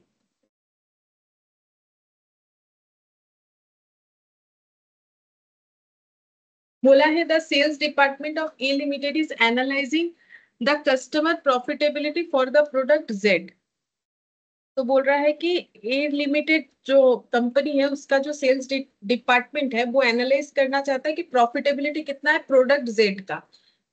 तो इसका मतलब ये लोग प्रोडक्ट जेड बनाते हैं। It has decide to analyse the profitability of its 5 new customers using activity based costing method. तो प्रॉफिट कितना है क्या है वो कैसे कैलकुलेट करना चाहते हैं, बोल रहा है कि एक्टिविटी बेस्ड कॉस्टिंग के अकॉर्डिंग, मतलब खर्चा एक्टिविटी ओवरहेड का खर्चा एक्टिविटी बेस्ड कॉस्टिंग के हिसाब से लगाएंगे, प्रोडक्ट का कॉस्टिंग करेंगे और उसके बाद कस्टमर को जितने में बेच रहे हैं उससे डिफरेंस निकालेंगे तो प्रॉफिट पता चलेगा कि कितना हो रहा है। It buys product Z at 5,400 per unit and sell to retail customer at a listed price of 6,480 per unit। बोल रहा है कि इनका जो प्रोडक्ट ये जेड बेचते हैं तो इनका कॉस्टिंग होता है इतना, और बेचते हैं नॉर्मली जो लिस्टेड प्राइस है वो इतना रिटेल कस्टमर को। इसके अलावा भी ये 5 कस्टमर का डिटेल्स हमें दिया है, कितना कितना यूनिट सोल्ड हुआ है। लिस्टेड प्राइस तो 6,480 ये तो पहले ही दिया हुआ था एक्चुअली तो, लेकिन ए को लिस्टेड में बेचा गया है, बी को और भी कम में, सी को और भी कम में, डी को तो बाकी से ठीक है, डी का अपना है 6264, सी से ज्यादा है बट बी से कम है, ई का है 5832 सबसे कम। अच्छा, अब इसके बाद नंबर ऑफ परचेज ऑर्डर, तो यहाँ पर दे दिया है कि A B C D E ने कितने कितने परचेज ऑर्डर जनरेट किए थे, तो 15, 25, 30, 25, 30, ठीक है। नंबर ऑफ कस्टमर्स विजिट, तो कौन सा कस्टमर कितना बार विजिट किया है वो दिया है 23623। फिर नंबर ऑफ डिलीवरीज दिया है, किलोमीटर ट्रेवल्ड पर डिलीवरी, देखो सेम क्वेश्चन है। नंबर ऑफ एक्सपेडिट डिलीवरी वन, उसमें भी हमारा लास्ट वाला जो कस्टमर था उसी का एक्सपेडिट डिलीवरी हुआ था। After a detailed analysis and consumption the following activities has been identified. Detail analysis करके एक्टिविटी बेस्ड कॉस्टिंग क्योंकि इनको अप्लाई करना है तो इन्होंने एक्टिविटी ढूंढ निकाला। तो एक्टिविटी इन्होंने क्या क्या ढूंढा है, order taking, customer visits, deliveries, product handling, expedite deliveries, और सबका कॉस्ट ड्राइवर रेट भी बता दिया है, इतना पर परचेज ऑर्डर, इतना पर कस्टमर विजिट, इतना पर किलोमीटर ट्रेवल्ड, इतना पर केस सोल्ड, इतना पर एक्सपेडिट डिलीवरीज, ठीक है।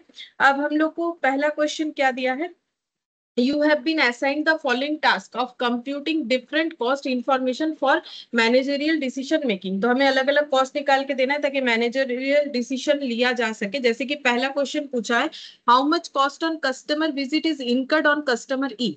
बोल रहा है कस्टमर ई के ऊपर जो मतलब कॉस्ट ऑन अच्छा कस्टमर विजिट करने पे जो कॉस्ट इनकर्ड होता है वो ई कस्टमर पे कितना होगा, ये हमें बताना है, पहला क्वेश्चन, ठीक है। तो यहाँ पर लिख देते हैं केस सिनेरियो वाला क्वेश्चन, पहला वाला। ई का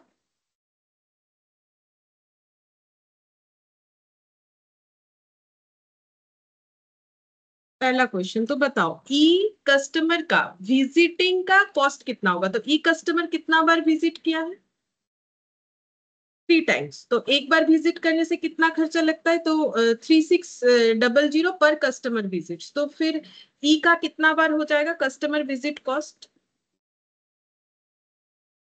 10,800।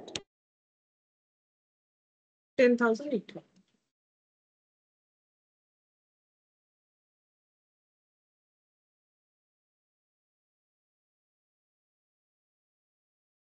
तो कैसे निकाला हम लोगों ने, 3600 पर कस्टमर विजिट्स होता है और ई का टोटल विजिट से मल्टीप्लाई कर देंगे इंटू 3,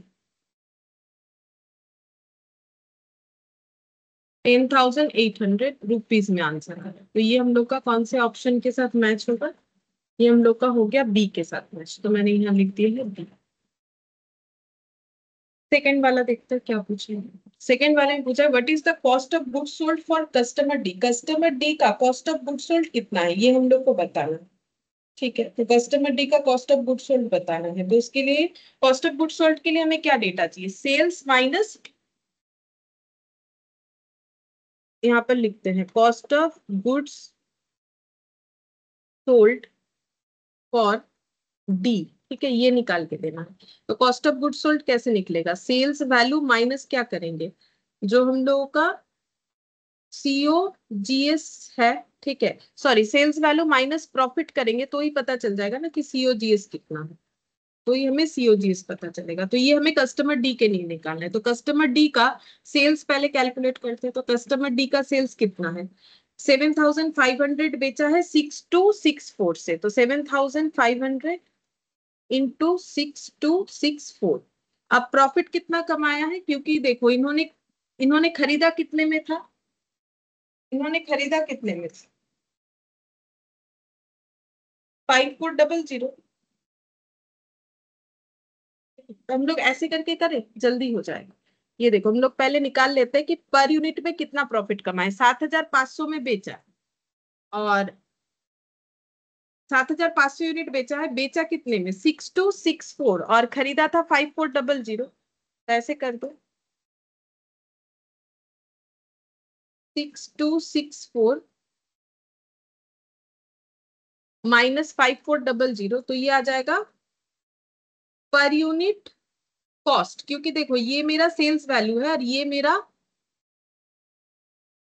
ओ अच्छा ये तो दिया भाई है, हम ऐसे क्यों निकाल रहे हैं, मुझे निकालना है सिर्फ सीओजीएस। तो सीओजीएस तो मुझे पता ही है, सीओजीएस कितना है 5,400 है सीओजीएस, ये तो मुझे पता है। तो 5,400 इतना करके पड़ता है ना इनका, इतना करके पड़ता है कॉस्ट। अब कितना यूनिट बेचा है तो इनटू कर देंगे, कितना हो जाएगा 7500। देखो कितना बता ही तो दिया था कितना करके परचेस।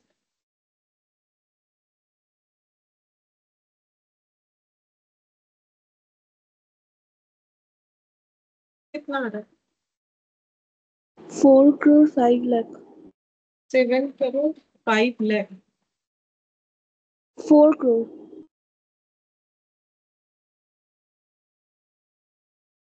4 करोड़ 5। मैंने जीरो ठीक ठाक लिखा है। 405 2 0 फिर 3 0। अच्छा। हम्म। तो देखो हमें तो सीओजीएस पता ही था ना कि कॉस्ट ऑफ गुड्स सोल्ड कितना है, जो गुड्स बेच रहे हैं उसका कॉस्ट कितना है, तो इन्हें तो 5400 करके पड़ता है। ठीक है, तो हमें माइनस माइनस करने का क्या जरूरत है, तो हमें तो कॉस्ट ऑफ गुड्स सोल्ड पता ही है, सभी का 5400 है into number of unit sold. तो ये आ जाएगा हम लोग का आंसर डी। ठीक है, तो हम लोग सीओजीएस कैसे निकालेंगे, तो ये हटा देते हैं, हमें इस तरीके से करने का जरूरत नहीं पड़ा। हम लोगों ने कैसे किया है, unit sold into cost of purchase, कितना का इनका परचेज पड़ता है 5400। ठीक है, फिर थर्ड नंबर पॉइंट में जाते हैं। How much is the cost of expedite delivery for customer A, customer A का एक्सपीडिट डिलीवरी कितना खर्चा हुआ है एक्सपीडिट डिलीवरी पे, तो कस्टमर ए देखो पहला वाला है, ए का तो कोई एक्सपीडिट डिलीवरी था ही नहीं, तो इसका कॉस्ट क्या हो जाएगा, जीरो हो जाएगा। जब कोई एक्सपीडिट डिलीवरी हुआ ही नहीं तो फिर इसका आंसर क्या होना चाहिए, जीरो। तो cost of एक्सपीडिट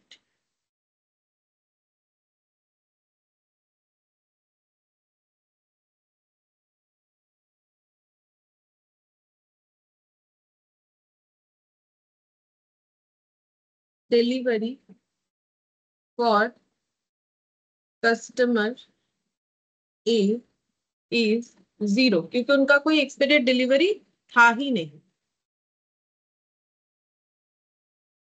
D, answer D होगा। ठीक है, फोर्थ नंबर, फोर्थ नंबर में बोला है compute the cost, compute the cost नहीं, customer level operating income of each of customer, income of each of customer A. अच्छा, तो यहाँ पर थोड़ा सा लैंग्वेज मुझे लग रहा है, income of each of customer A नहीं होगा, फिर सिर्फ कस्टमर ए होगा। मतलब हमें क्या करना है, ऑपरेटिंग इनकम बताना है, कस्टमर ए से हमारा ऑपरेटिंग इनकम कितना हो रहा है ये हम लोग को बताना है।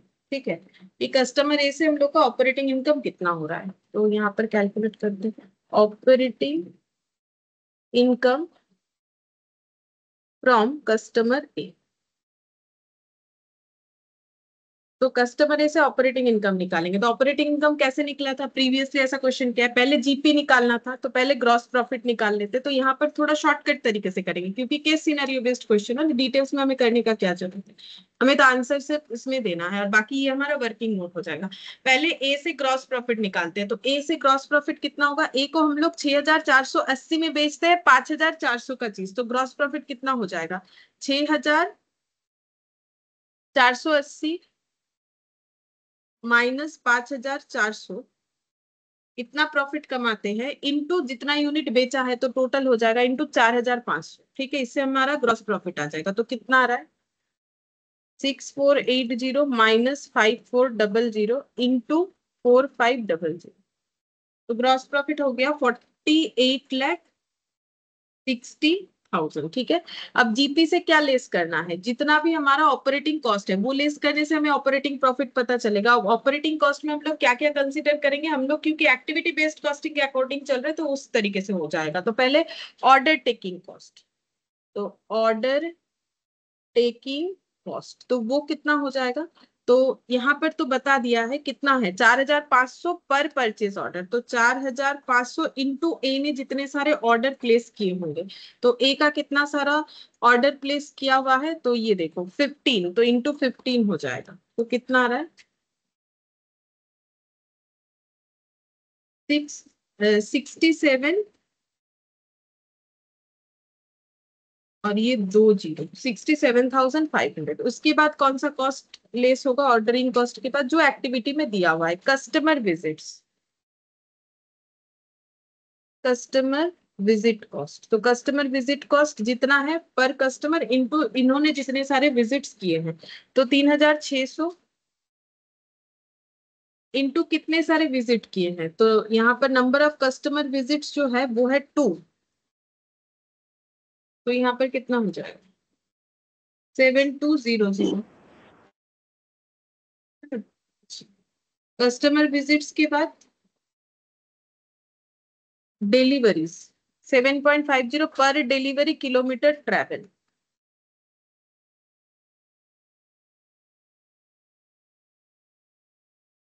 सेवन पॉइंट फाइव जीरो पर डिलीवरी किलोमीटर ट्रैवल, तो कितने सारे डिलीवरी हुए 10, एक डिलीवरी पे 20 किलोमीटर ट्रैवल, तो 10 इंटू 20 इंटू 7.5।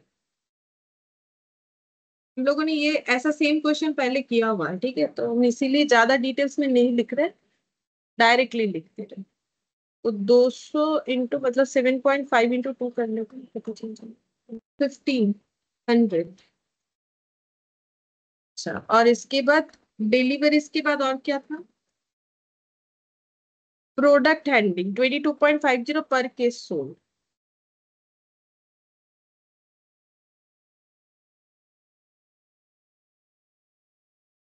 केस सोल्ड है 4500, बोलो कितना आ रहा है।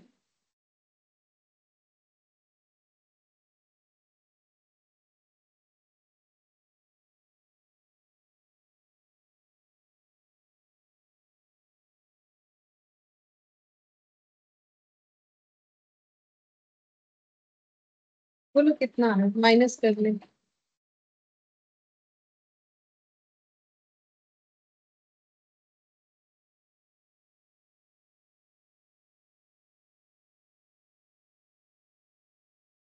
এটা কত আসছে 22.50 into 4500। 1,01,250. 1250 मतलब 1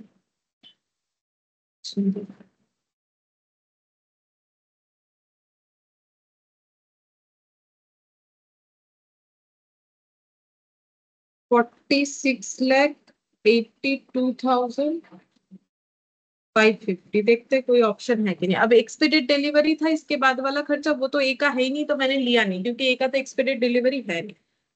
तो इसमें हम लोग का आंसर फिर क्या हो जाएगा, ए का आंसर कितना आया 46,82,000, मतलब डी, ऑप्शन बी। अच्छा, फिर फिफ्थ नंबर पे बोला है compute the customer level operating income. Same वही ऑपरेटिंग इनकम निकालने of each of 5 retail customers D and E. अच्छा, जितने भी रिटेल कस्टमर है उसमें से डी और ई का निकालना है बस, मतलब सेम यही चीज जो ए का किया है वही हमें डी और ई का भी करना है। तो डी और यहाँ पर लिख दिया ई। तो सबसे पहले जीपी, दोनों का जीपी निकालना पड़ेगा। तो डी को कितने में बेचते हैं -5,400।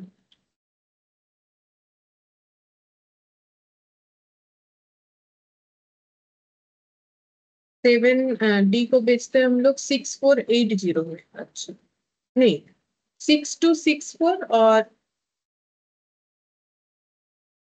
6 to 6 पहले लिख लेते हैं,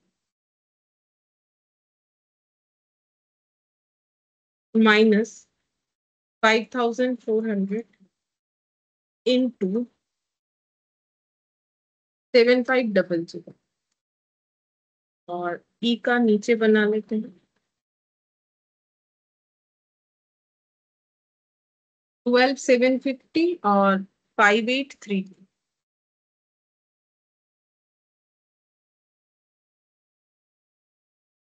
12,750 इसका यहाँ, इसका नीचे लिखते हैं, ठीक है। तो 6264 -5400 इंटू 7500, तो 64,80,000। 5832 -5400 इंटू 12,750, 5508।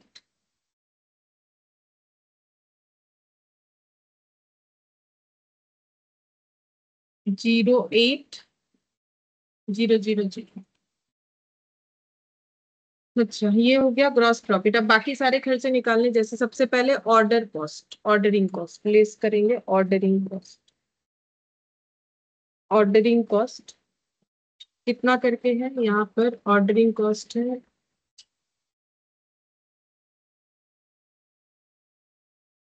4500 पर ऑर्डर। तो at the rate of 4500 order यहाँ पर लिख के दोनों में कैलकुलेट करके लिखते हैं। तो डी और ई का, तो ऑर्डर है 25 और 30, 25 और 30, तो मल्टीप्लाई करना पड़ेगा। तो 25, 45 इंटू 25, तो इसमें आ रहा है 1,12,500।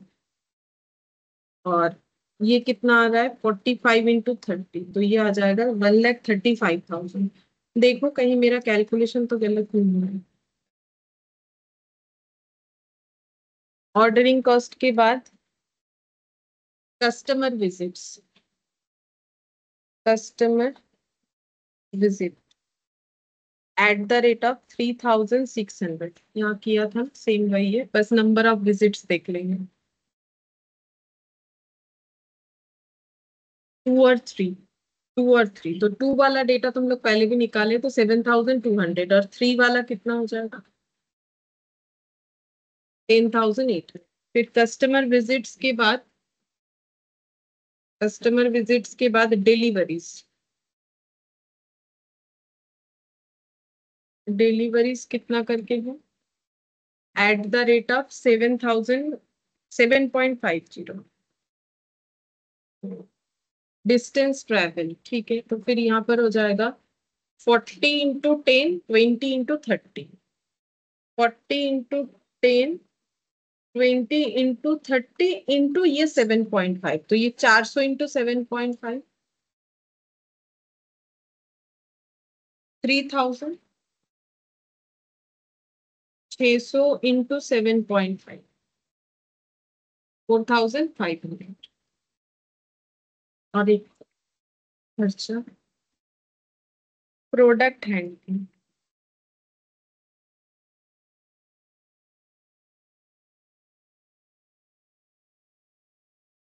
22.5। Product handling at the rate of 22.5 पर केस सोल्ड, जितना केस बिका है, तो 22.5 इंटू कितना कितना होगा? 7500, 12,750, 7500, 12,750, इतना केस सोल्ड है, तो 22.5, 1,68,750, और 12,750 इंटू 22.5, तो 2,86,875।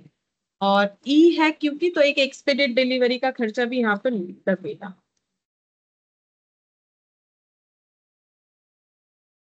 एक्सपेडेटेड डिलीवरी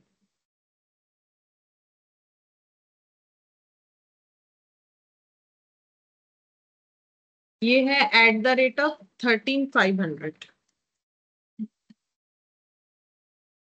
और कितना सारा डिलीवरी है इनका? एक बार है एक्सपेक्टेड डिलीवरी, तो 1 से मल्टीप्लाई होगा, तो ये 13,500 ही हो जाएगा। ये सब माइनस हो जाएगा, ठीक है, सभी माइनस लिख के क्या होगा, माइनस करके देखो। हम एक काम करते हैं, हम डी का कर रहे हैं, तुम लोग ई का कर रहे हैं।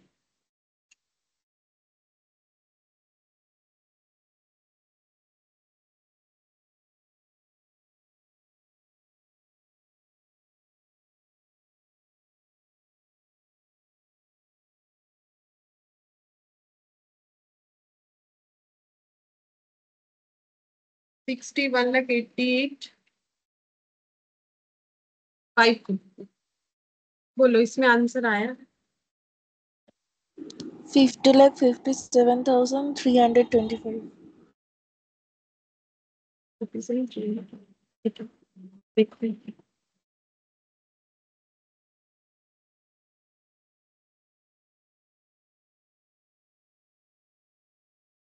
61,88,550, मतलब डी, ऑप्शन डी हो गया। अच्छा, इसके बाद और कोई पॉइंट नहीं है, ये केस सिनेरियो भी कंप्लीट हो गया। हम लोग को अब एमसीक्यू करना है। तो जस्ट एक बार एबीसी को थोड़ा चेक करना चाहिए यहाँ पर।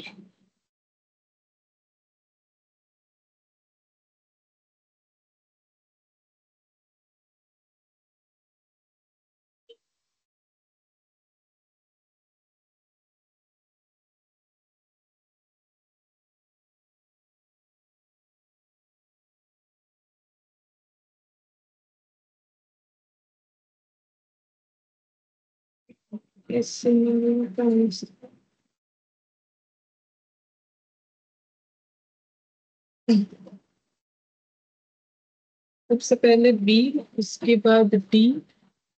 3 का सी गलत है, वो डी होगा। 4 का बी और डी। ठीक है, कैलकुलेशन ठीक है। अब हम लोग एमसीक्यू कर लेते हैं, उसके बाद कंप्लीट।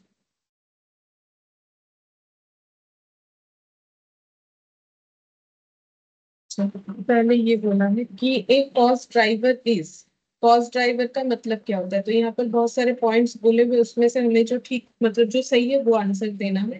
तो बोल रहा है कि an item of production over a common cost which is shared over cost centre, any cost relating to transport and activity which generate cost. क्या होगा, कौन सा सही है?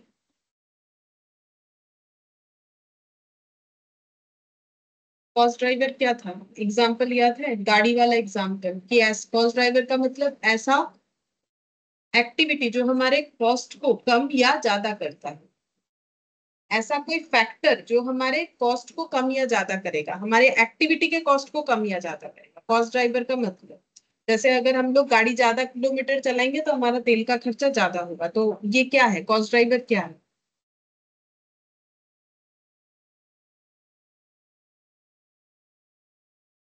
कोई भी आंसर नहीं, इतना सारा हम लोगों ने कॉस्ट ड्राइवर निकाला, इसमें से कुछ नहीं पता चल रहा है। प्रोडक्शन ओवरहेड का आइटम है ये, तो कुछ हुआ ही नहीं। कॉमन कॉस्ट नहीं, ये कॉमन कॉस्ट कहाँ है? कॉस्ट ड्राइवर का मतलब तो जिससे हमारा कॉस्ट कम या ज्यादा होता है। बोलो, डी होगा। ये एक एक्टिविटी है जो हमारे कॉस्ट को जनरेट करने में काम आता है। फिर बोल रहा है in activity based costing cost are accumulated by activity using cost driver. Cost को जब हम लोग टोटल करते हैं एक्टिविटी वाइज, तो फिर हम लोग cost are accumulated by activity, तो हम लोग क्या यूज करते हैं? Cost driver, cost object, cost pool, cost benefit analysis. कौन सा आंसर होगा, क्या यूज करते हैं? जब हम लोग सारे कॉस्ट को टोटल करते हैं तो इसमें हमें क्या नाम दिया जाता है? ये सब लिखवाया हुआ है, बट कोई आंसर क्यों नहीं दे रहा, मुझे नहीं समझ में आ रहा है। ये देखो,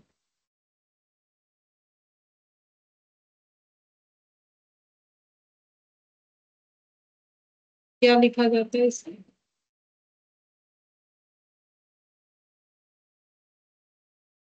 ये देखो, कॉस्ट ड्राइवर क्या है, डेफिनेशन लिखवाया हुआ है, और ये वाला भी लिखवाया हुआ है। कहाँ चला गया वो, आंसर दिखाने के लिए ये रखा। क्या बोला जाता है? कॉस्ट पूल बोला जाता है। तो एक्टिविटी बेस्ड कॉस्टिंग में जब हम लोग सारे कॉस्ट का टोटल कर लेते हैं उसे हम लोग बोलते हैं कॉस्ट पूल। ये देखो लिखा हुआ था, activity cost pool divided by cost driver. तो जो भी हो, तो इसका आंसर हम लोग का कॉस्ट पूल होगा, 2 का सी हो जाएगा। 3, A cost driver is a force behind the overhead cost, is an allocation base, is a transactions that is significant determination of cost, all of the above। 3 वाला आंसर क्या होगा? नोट देखने से भी दे सकते हैं। तो ऑब्वियसली कॉस्ट ड्राइवर क्या है, एक फोर्स है, ठीक है। ओवरहेड कॉस्ट के पीछे का एक फोर्स है, मतलब इसी के वजह से ओवरहेड कॉस्ट हमारा कम या ज्यादा होता है। इज एन एलोकेशन बेस, तो हम लोग कॉस्ट ड्राइवर के बेसिस पे ही ओवरहेड के कॉस्ट को एलोकेट करते हैं। तो ये भी सही बात है, ये भी सही बात है। ये एक ट्रांजैक्शन, हाँ डी होगा, all of the is a transaction that is significant determination of cost. 4th number में which of the following is not correct match, इसमें से कौन सा मैचिंग सही नहीं दिया हुआ है, मतलब इसमें से कोई एक मैचिंग है जो गलत दिया हुआ है। जैसे कि प्रोडक्शन शेड्यूलिंग नंबर ऑफ, मतलब कॉस्ट ड्राइवर एक गलत दिया हुआ है, तो वो हमें कॉमन सेंस से बताना है कौन सा गलत लग रहा है। तो ये सबका मीनिंग पता होना चाहिए। जैसे डिस्पैच होने का मतलब क्या, कि जो है सामान निकल गया डिलीवरी के लिए। गुड्स रिसीविंग मतलब हमें प्रोडक्ट मिला। इंस्पेक्शन, तो इसमें से कौन सा गलत दिया हुआ है, कौन सा मैचिंग गलत है? Inspection. हाँ, इंस्पेक्शन का भी मशीन आवर पे नहीं होता है, नंबर ऑफ इंस्पेक्शन पे होना चाहिए। डिस्पैच तो बिल्कुल सही लिखा हुआ, number of dispatched order. Goods receiving, goods received order. Product scheduling, number of production run. अब ये अगर नहीं समझ में आया तो शेड्यूलिंग का मतलब है कि किसके बाद कौन सा चीज प्रोडक्शन में जाएगा। जैसे मान लो 3-4 प्रोडक्ट बन रहा है तो ये पहले ए फिर उसके बाद बी, तो जो शेड्यूल बना हुआ रहता है ना, जैसे तुम लोग का क्लास का शेड्यूल बना हुआ है ना, आज ये है उसके बाद ये क्लास, तो वही। तो शेड्यूल के ऊपर डिपेंड करके प्रोडक्शन कितना बार होगा वो डिपेंड करता है। तो ठीक है, कॉस्ट ड्राइवर वो चूज बिल्कुल ठीक किया गया है। अच्छा, अब यहाँ पर नेक्स्ट फिफ्थ नंबर में यहाँ बोला है कि transaction undertaken by support department personnel are the appropriate cost driver, find one which is not appropriate. बोल रहा है कि हमें एक कॉस्ट ड्राइवर फाइंड आउट करना है कि कौन सा, मतलब यहाँ पर कॉस्ट ड्राइवर दिया हुआ है जिसमें से एक कॉस्ट ड्राइवर एप्रोप्रिएट नहीं है। किस चीज का कॉस्ट ड्राइवर निकालना है? बोल रहा है कि सपोर्ट डिपार्टमेंट पर्सोनेल, ठीक है, are the appropriate cost driver, transaction undertaken by support department. तो यहाँ बता दिया है, पढ़ के देखना पड़ेगा। बोला है the number of purchase supplies and customers order drives the cost associated with new material inventory, WIP and finish goods inventory. बोल रहा है कि अगर हमारा मेटेरियल जो हम लोग खरीद रहे हैं या डब्ल्यूआईपी में जो है या फिनिश गुड्स में जो है स्टॉक का, तो उस सब का अगर हमें कॉस्ट पर कॉस्ट ड्राइवर निकालना है तो बोल रहा है number of purchase supplies and customers order drives करेगा ये सारे कॉस्ट को। मतलब कॉस्ट पर कॉस्ट ड्राइवर क्या ऐसा होगा, मेटेरियल का cost divided by purchase, number of purchase, ये होगा कि नहीं, या फिर work in progress divided by number of supplies. तो ये बोला है। इसके बाद बोला है the number of production run undertaken drives production scheduling inspection material handling. बोल रहा है कि कितना बार प्रोडक्शन रन होता है, क्या वो हमारे शेड्यूलिंग के कॉस्ट को, इंस्पेक्शन के कॉस्ट को और मटेरियल हैंडलिंग के कॉस्ट को ड्राइव कर सकता है।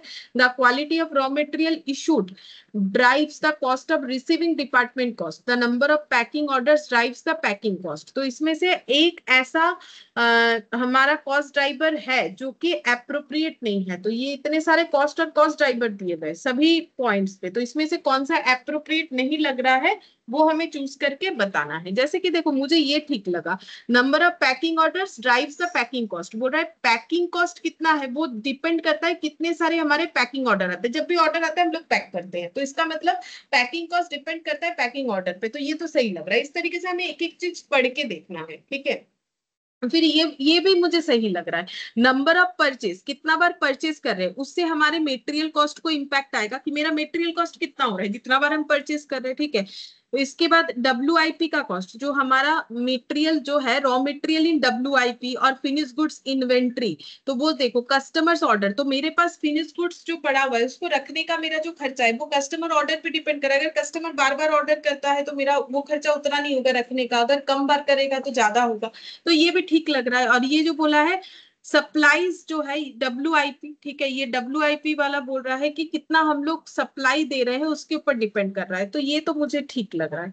फिर देखो यहाँ पर बोला है the number of production run, कितना बार हम लोग प्रोडक्शन कर रहे हैं, एक बार, दो बार, तीन बार, चार बार, कितना बार प्रोडक्शन रन हो रहा है, ये खर्चा ड्राइव करता है प्रोडक्शन शेड्यूलिंग। अभी अभी तो हम लोगों ने वहां पर देखा ना कि शेड्यूलिंग, तो शेड्यूलिंग का खर्चा डिपेंड करता है ना कितना बार प्रोडक्शन रन होता है, शेड्यूलिंग हो, इंस्पेक्शन एंड मटेरियल हैंडलिंग, ये सारी चीज एक साथ दिया है कि शेड्यूलिंग का खर्चा, इंस्पेक्शन का खर्चा, मटेरियल हैंडलिंग का खर्चा, ये सभी हमारे कितनी बार प्रोडक्शन का काम हो रहा है उसके ऊपर डिपेंड करता है। जितना बार प्रोडक्शन का काम होगा उतना बार मटेरियल हैंडल करना पड़ेगा, उतना बार इंस्पेक्शन करना पड़ेगा, उतना बार शेड्यूलिंग करना पड़ेगा। तो ये भी हमारा सही है। ये गलत है, देखो बोला है the quality of raw material issued drives the cost of receiving department cost. बोल रहा है कि जो रॉ मटेरियल हम लोग इशू कर रहे हैं उसका जो क्वालिटी है, ठीक है, उसका कॉस्ट उसके ऊपर डिपेंड करता है कॉस्ट ऑफ रिसीविंग डिपार्टमेंट। मतलब जो डिपार्टमेंट उस मटेरियल को रिसीव कर रहा है उस डिपार्टमेंट में जो भी खर्चे हो रहे हैं, क्या उस खर्चे का कम या ज्यादा होना रॉ मटेरियल की क्वालिटी के ऊपर डिपेंड करता है? नहीं। तो इसका मतलब ये हम लोग का क्या हो गया, गलत दिया, मतलब ये एप्रोप्रिएट नहीं है। तो ये कॉस्ट ड्राइवर जो इन्होंने चूज किया है ये सही नहीं चूज किया, ठीक है। फिर इसके बाद 6 नंबर में बोला है कि steps in ABC, ABC activity based costing का स्टेप्स में क्या क्या इंक्लूड होगा। तो बोला है identification of activities and their respective cost. पहले हमें एक्टिविटी फाइंड आउट करना है, फिर उसका कॉस्ट फाइंड आउट करना है। आइडेंटिफिकेशन ऑफ कॉस्ट ड्राइवर, फिर हमें कॉस्ट ड्राइवर फाइंड आउट करना है of each activity and computation of an allocation rate per activity, मतलब कॉस्ट पर cost driver. Allocation of overhead cost to product, फिर हम लोग प्रोडक्ट में उसके बेसिस पे ओवरहेड कॉस्ट को एलोकेट करेंगे या सर्विस, जो भी हम लोग बेचना चाहते हैं प्रोडक्ट या service, based on the activities involve, all of the above. तो ये जो लिखा हुआ है क्या ये सारे स्टेप्स फॉलो होंगे एबीसी में, या फिर कोई एबीसी होगा, मतलब ए या बी या सी या डी, क्या होना चाहिए? तो हम लोगों ने तो इतना सारा एक्टिविटी बेस्ड कॉस्टिंग किया, जब एक्टिविटी बेस्ड कॉस्टिंग करते हैं क्या ये सारे स्टेप्स फॉलो होते हैं? तो आंसर डी होगा। अगर ए होता है तो सिर्फ ए हुआ होगा। तो बोलो कौन सा आंसर होगा? तो सबसे पहले क्या होता है, ये भी लिखवाया हुआ है, पता नहीं क्यों नहीं बोल रहा हूँ। ये देखो, सबसे पहले आइडेंटिफाई किया जाता है सारे एक्टिविटीज को, तो ये वाला हो जाएगा। फिर उसके बाद क्या किया जाएगा? प्राइमरी और सेकेंडरी डिस्ट्रीब्यूशन किया जाएगा, मतलब ये वाला allocation of overhead to cost. फिर लेकिन उसके लिए तो कॉस्ट ड्राइवर भी फाइंड आउट करना पड़ता है, तो वो भी होगा। तो ये कॉस्ट ड्राइवर, तो कौन सा आंसर होगा? All of all of that. Seventh में which of the following is not a benefit of ABC? ABC का बेनिफिट कौन सा नहीं? बोल रहा है एक्यूरेट कॉस्ट एलोकेशन होता है इसमें, इम्प्रूव्ड डिसीजन मेकिंग हमारा इम्प्रूव्ड होता है, better control on activity and cost होता है, रिडक्शन ऑफ प्राइम कॉस्ट होता है। तो इसमें से कौन सा हमारा एबीसी का बेनिफिट नहीं है? ये तो आसान है, देखो एबीसी तो ओवरहेड को रिलेट करता है। क्या एबीसी के एबीसी कॉस्टिंग का फॉलो करने या ना करने से क्या प्राइम कॉस्ट में इंपैक्ट आएगा? हम लोगों ने इतना सारा क्वेश्चन किया, सभी केसेस में चाहे ट्रेडिशनल मेथड लो चाहे एबीसी, प्राइम कॉस्ट में क्या फर्क आएगा? क्योंकि एबीसी कॉस्टिंग मेथड तो हमारा ओवरहेड को इम्पैक्ट करता है। तो इसमें से कौन सा आंसर होगा, बोलो कौन सा बेनिफिट नहीं है? D. अगर हम लोग डी, अगर हमें प्राइम कॉस्ट को रिड्यूस करना है तो उसके साथ एबीसी का कोई लेना देना नहीं है। हाँ, बल्कि एबीसी हमें कॉस्ट एलोकेशन एक्यूरेट करके देता है, क्योंकि एक्टिविटी के हिसाब से कॉस्ट को डिस्ट्रीब्यूट करना ज्यादा बेनिफिट होता है, ज्यादा परफेक्ट होता है।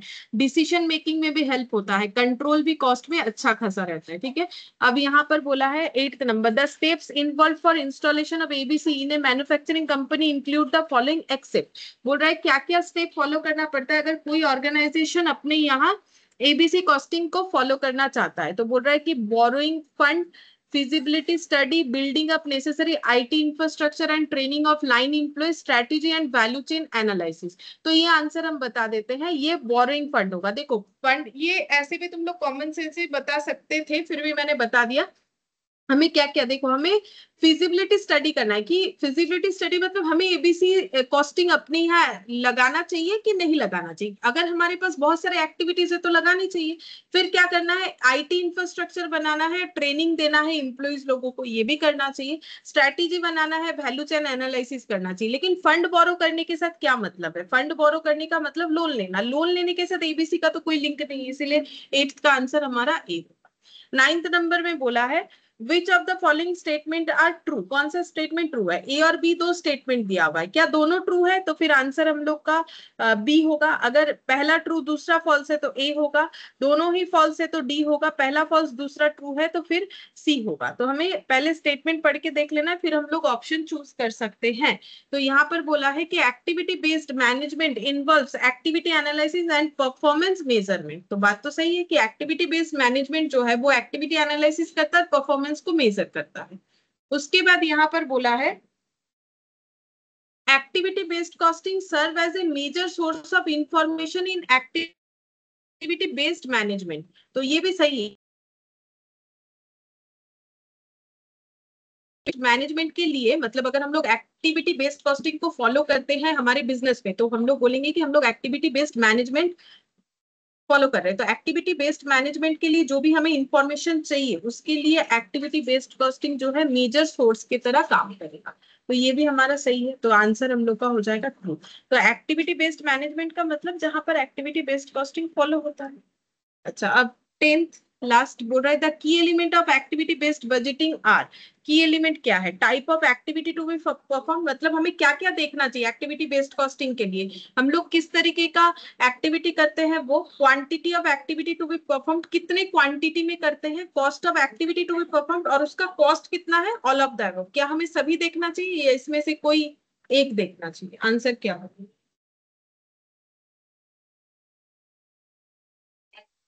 ये तो आसान है। की एलिमेंट्स क्या है एक्टिविटी बेस्ड बजटिंग का? एक्टिविटी क्या कर रहे हैं वो फाइंड आउट करना चाहिए, कितने क्वांटिटी में कर रहे हैं, उसका कितना कॉस्ट पड़ रहा है, ऑल ऑफ दैट। बोलो कौन सा होगा? अभी हम लोगों ने इतने सारे क्वेश्चंस किए तो वहां पर हम लोगों ने क्या सीखा? क्या हमें एक्टिविटी फाइंड आउट नहीं करना पड़ता है?